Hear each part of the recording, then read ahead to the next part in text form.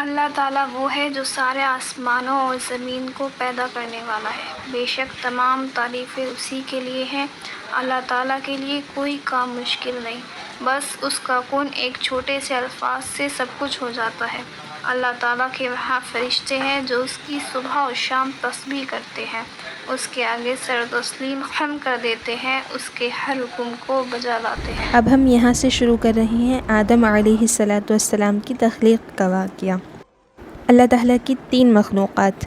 پہلی فرشتے، جنہیں اللہ تعالیٰ نے نور روشنی یعنی لائٹ سے پیدا کیا۔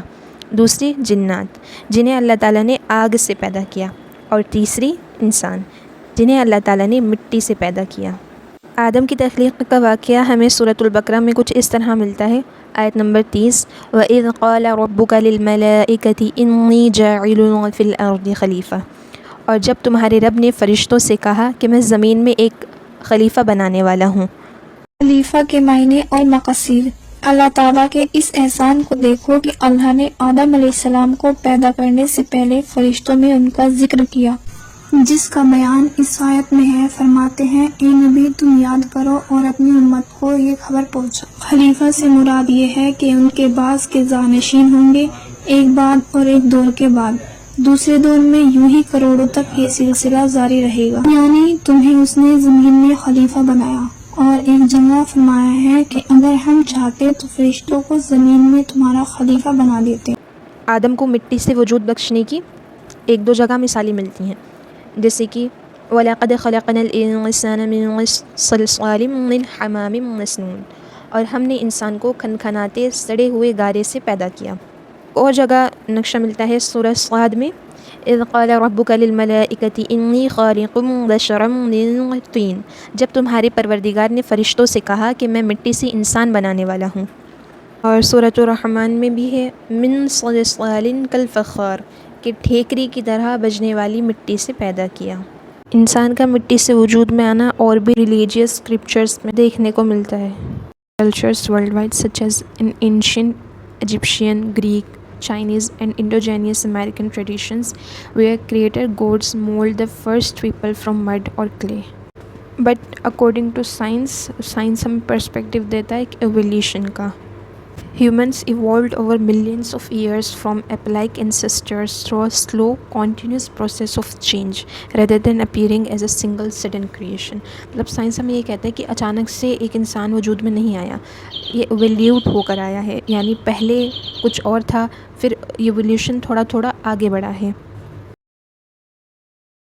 Science has largely figured out how modern humans evolved from ape-like ancestors through the process of human evolution, but the exact chemical origin of the very first life, called abiogenesis, remains an active area of research with leading theories rather than a single absolute proof. Okay, to understand how humans came to be in life, science divided it into 2 main parts. First, how the first life started, and second, how those lives changed over millions of years into humans. Non-living to living, scientists believe life began over 3.5 billion years ago when simple chemical compounds in Earth's primordial environment combined to form organic molecules. Second, the missing link.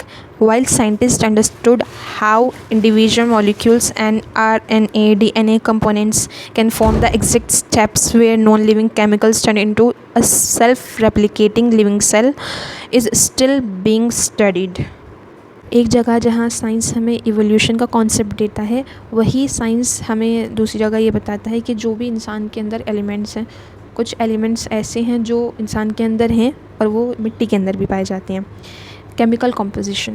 While humans are not made of clay, the atoms inside our bodies such as carbon, hydrogen, oxygen, nitrogen, and trace minerals are the same basic chemical elements found in the earth's crust and soil. یہ science یہ کہہ رہا ہے کہ جو کچھ element soil میں پائے جاتے ہیں وہی ہماری اس میں باڈی میں پائے جاتے ہیں۔ The cycle of life. These elements sustain us through the food we eat and the water we drink, while cycle through the earth and living plants, but they assemble through biological growth and metabolism. مطلب science یہ کہہ رہا ہے کہ ایک perfect جیسے مٹی سے ہی اٹھا کر انسان بنا دیا ہو، یہ چیز نہیں ہے، not spontaneous shaping from mud, but ہاں کہ جو منرل اس میں پائے جاتے ہیں سوئل میں وہ انسانی باڈی کے اندر پائے جاتے ہیں۔ لیکن سائنس آج تک یہ پروو ہی نہیں کر پایا ہے کہ پہلا انسان کیسے بنا یا کون تھا. یہ سائنس آج تک نہیں پروو کر پایا، جبکہ قرآن پاک میں صاف صاف ہے کہ اللہ تعالیٰ نے آدم علیہ السلام کو وجود بخشا اور مٹی سے وجود بخشا. تخلیق آدم حدیث کی روشنی میں حضرت ابو موسیٰ اشعری رضی اللہ تعالیٰ عنہ سے روایت ہے کہ نبی کریم صلی اللہ علیہ وسلم نے فرمایا، اللہ تعالیٰ نے آدم علیہ السلام کو تمام زمین سے جمع کی گئی مٹی پر خاک سے پیدا فرمایا. آدم علیہ السلام کی اولاد بھی طرح طرح کی مٹی کے مطابق پیدا ہوئی. ان میں سفید فام بھی ہیں، سرخ بھی اور سیاہ فام بھی، اور ان کے درمیانی رنگوں کے بھی. اسی طرح نیک اور بد، نرم خو اور سخت طبیعت اور درمیانی طبیعت والی. اور اسی لیے ہمیں کسی کے رنگ اور روپ کا بھی مذاق نہیں بنانا چاہیے. ہمیں یہ یاد رکھنا چاہیے کہ ہم مٹی سے ہی پیدا ہوئے ہیں اینڈ ایٹ دا اینڈ ہمیں اسی میں مل جانا ہے. اس دن کے بارے میں پتہ چلتا ہے کہ آپ جمعہ کے دن جس کی مقدار 40 سال تک کی تھی، مٹی کے بنے ہوئے ایک جسم کی صورت میں پڑے رہے. Why do we human beings were created؟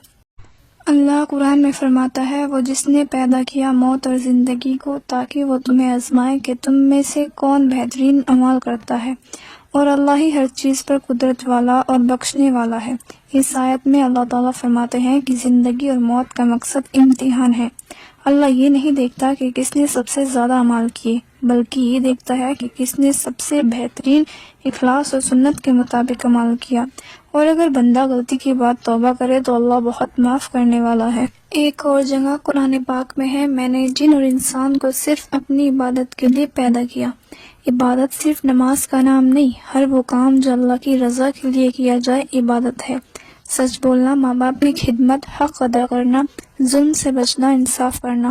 یعنی انسان کا اصل مقصد صرف دنیا بنانا نہیں بلکہ اللہ کو راضی کرنا ہے، اور یہی سے انسان کی تخلیق کا پہلا صفحہ شروع ہوتا ہے.